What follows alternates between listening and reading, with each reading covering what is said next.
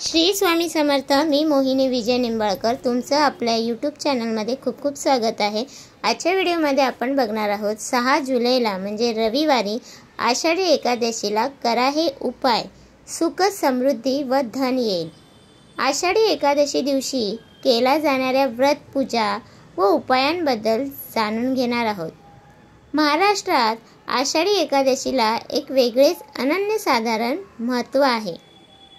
आषाढ महिन्यातील शुक्ल पक्षाच्या एकादशीला महाएकादशी म्हणतात। आषाढी एकादशी हे भगवान विष्णूंचे व्रत आहे। ह्या एकादशी दिवशी विष्णुरूपी विठ्ठलाची प्रार्थना केली जाते। ह्यावेळी आषाढी एकादशी 6 जुलै रविवारी आली आहे। वर्षभरातील मोठ्या एकादशीमध्ये ही एक एकादशी मानली जाते। ह्या आषाढी एकादशीपासून चातुर्मास सुरू होतो। ह्या काळात देव निद्रेस जातात। ह्या एकादशीला देवशयनी एकादशी देखील म्हणतात।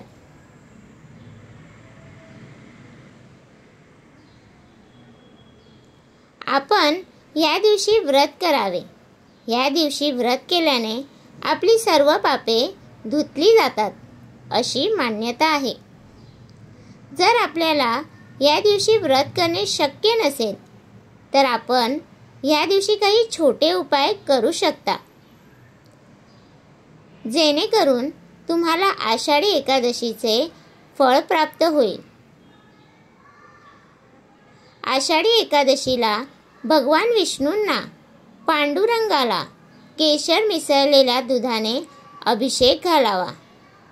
यामुळे आपली सर्व मनोकामना पूर्ण होतात। या दिवशी आपण ब्रह्ममुहूर्तावर उठून सकाळी स्नान करून झाल्यानंतर आपण सर्वप्रथम सकाळी गायत्री मंत्राचा जप करावा। तसेच या दिवशी धनवृद्धीसाठी आपण पांडुरंगाच्या मंदिरात जाऊन खीर किंवा कोणतेही पांढऱ्या मिठाईचा नैवेद्य दाखवावा व नैवेद्यात एक तुळशीचे पान ठेवण्यास विसरू नये। ह्यामुळे विष्णू प्रसन्न होतात। या दिवशी आपण पांडुरंगाला नारळ व बदाम अर्पण करावेत। त्यामुळे आपल्या कामात येणाऱ्या सर्व बाधा, अडचणी दूर होतात।